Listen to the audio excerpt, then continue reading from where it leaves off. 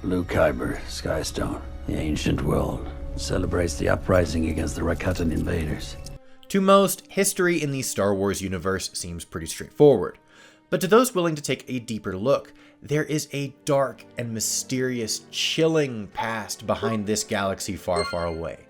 Ancient ruins built by an unknown race, technology that far exceeds the capacity and capabilities of modern engineering even in the Star Wars universe, all caused by an ancient alien race who conquered and enslaved the entire galaxy, leaving behind their ancient ruins across many worlds. Though introduced in Legends, Andor has provided us with the fourth and most straightforward confirmation of their existence in canon. This is the story of the Rakatan Empire. The Rakata were an ancient amphibious humanoid species native to the planet of Lehon, or more commonly known as Rakata Prime, and were, according to legend, the first to develop hyperspace travel. At some point in the ancient galactic history, the Rakata staged an invasion, but were repelled by an uprising. The Rakatan species was said to have eventually gone extinct as a result of the corruption of the dark side of the Force.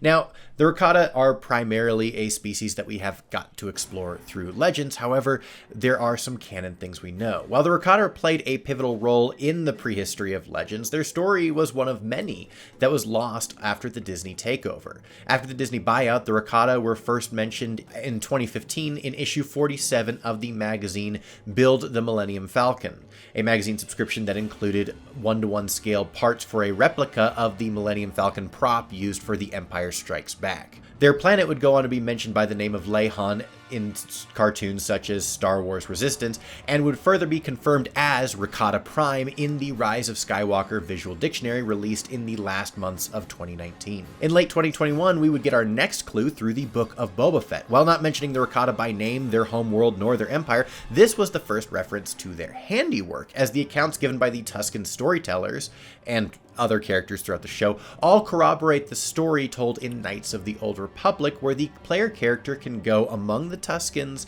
earn their trust by killing a mighty beast, and are then welcomed as a warrior among the tribe and are allowed to hear the history of their people. They were not sand people, for there was no sand. The land was green with life, and they walked without wrappings. In that history, Tatooine was once a lush and vibrant world, and it was the act of the Rakata that turned the planet from a vibrant, lush garden world into a desert wasteland. We've got a full video on that if you want to click the iCard up above, but make sure to come back here to figure out what else has been canonized about the Rakata. Now, none of this, however, compares to what we got in Andor. You see, this blue Kyber, this down payment, this trinket, symbolizes the uprising against the Rakatan invaders. Oh man, now this is pay dirt. This is real information. That is confirmation that gets me excited.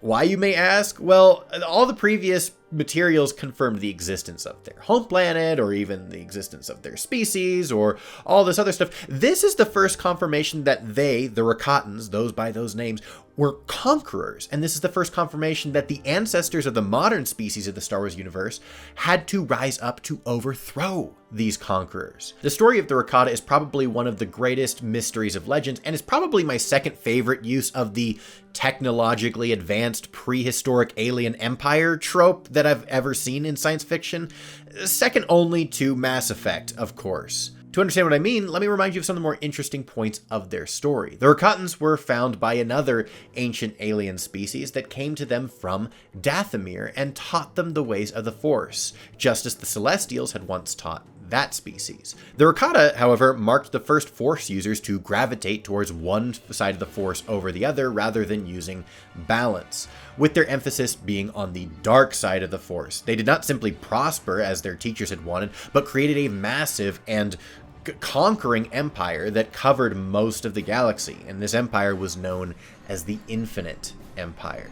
While they ruled the galaxy with an empire just as Palpatine did, it would be incorrect to assume that their empire bore any resemblance to the technological war machine of the Galactic Empire. Their technology was far more advanced than anything we see during the era of the films, but it was also much more simple. You see, their technology, all of it, was not powered by electricity or fuel, but it was powered by the raw energy of the Force itself. It actually functioned more like magic than technology, not needing to be engineered or operated. In fact, when anyone attempted to use that technology without a connection to the Force, their machines were no more technology than a stone carving of a computer would be. This meant that their hyperdrives were Force-powered, and they could travel instantly between planets without the need for fuel or the time it would take or the difference between an engineering of one engine or another. The Force would just take them from one planet to another.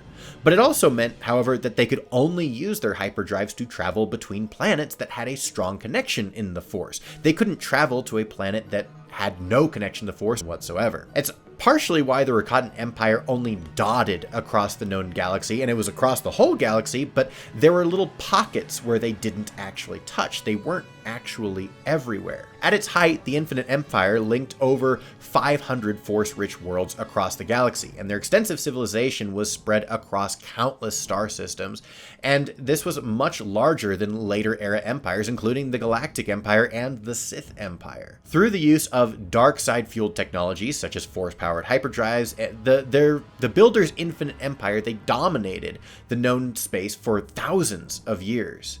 Many of the most prominent worlds in the galaxy were actually part of this empire, such as Corellia, Dantooine, Kashyyyk, and even Korriban. However, as we talked about, their hyperdrives could only visit worlds possessing strong Force signatures, resulting in huge voids between their conquered worlds. Being a warlike and cruel race, the great danger posed by the Rakata was the fact that they were strong in the Force along with being technologically advanced, but again, that technology was based on their connection to the Force. They were known to enslave or even wipe out every civilization that they encountered, and it was also known that they had been both cruel and manipulative masters to those that they enslaved. At the height of their empire, its population numbered in the tens of billions for Rakatan warriors, and trillions of slaves, including the ancient ancestors of the Wookiees, the Selkath, Twi'leks, Zabreks, Sith, and even ancient humans. Some of these species were even noted as having been created by the Rakatans in order to mutate or create better slaves, or slaves that served more specific purposes. Some even believe that the galaxy was less densely populated before the Rakatans began their crusade, and it was that they who spread these species across the galaxy to previously uninhabited worlds, however, worlds being rich in the Force and able to sustain life. They would be, in this case, for example, the reason that humans are so common on every planet throughout the galaxy, even though they technically only have one homeworld, that being Coruscant. In Legends, the Rakata were responsible for the way that many planets actually look in the modern storytelling of Star Wars, such as the overgrowth of the trees of Kashyyyk, or the desolation of Tatooine, the fact that it's a desert, or the flooding of Manaan, and more. In time, they lost control of their empire, however. As mentioned prior, they were an empire dedicated only to the dark side of the Force. There was no balance, there was no light side to come against it. And their entire empire was built on technology that was powered by the Force and rendered completely inert without it. As the dark side continued to spread, the Force eventually pushed back, as Plagueis would say, and the Rakatans began to actually lose their Force sensitivity in what they referred to as a sickness. What we know for certain about the account from the Tuskens, we can infer about the other slave races.